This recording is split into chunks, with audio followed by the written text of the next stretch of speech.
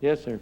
I have a question about public housing. Sure. I agree with you when you say that the number of dwellings destroyed is greater than the number of dwellings put up.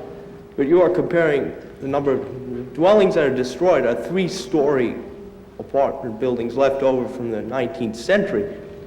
And the dwellings that are put up are about 20 stories high and have about 8 families per floor. Oh, I mean the number of dwelling units, not the number of buildings. When I spoke, I was not careful, and I should have been. I meant the number of dwelling units, where a dwelling unit is something that houses a family. So in the case of the buildings you're talking about, I wouldn't count that as one 8-story building versus one 3-story building. But the number of dwelling units built is less than the number destroyed.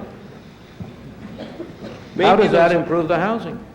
Maybe you dislike the public housing because of the institutional look to it, and that it looks more like a hotel and looks less homely. But the alternative that has nothing to do with it. The alternative is either you have a public house or you have a badly maintained apartment building by an absentee landlord. And there are no dwelling units in this country that are more badly maintained than public housing dwelling units. In the South Bronx, people are burning their houses. Of course, why? They are burning their houses to move into public housing. Of course, but why are they burning those houses and abandoning them? Why? They're badly maintained. No, sirree. Because you have rent control in New York City, which makes it uneconomical to maintain the houses and means that the only way in which you can get any money out of them is by burning them down. Also, an absentee landlord is very... Absentee landlordism, of course. But you mean to say that the public housing units are not absentee landlords?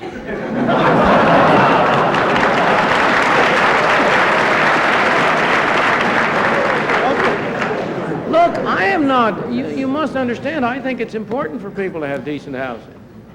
My objection to public housing is that it's made the housing of the poor worse. You've torn down dwellings in which they lived. You've put up, in part, if you take the whole housing program, urban renewal plus public housing, the situation is even worse.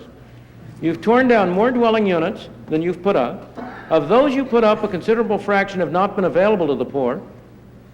You've torn down low-income dwelling units. Take any urban renewal area in this country you want. You've torn down low-income dwelling units and you've put up luxury apartments. And that's helping the housing of the poor? Not by a long sight.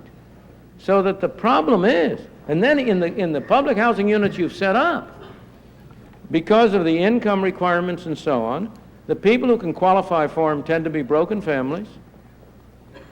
They have an abnormally high rate of juvenile delinquency, of sabotage, of destruction. They are poorly maintained. You see, the problem that this young man is illustrating is the tendency that we often have to take the will for the deed. The problem isn't the objective of the public housing units. The point is to go out and see what's actually happened with them. And there is hardly anybody who has studied the subject who will defend the public housing program as having improved the housing of the poor.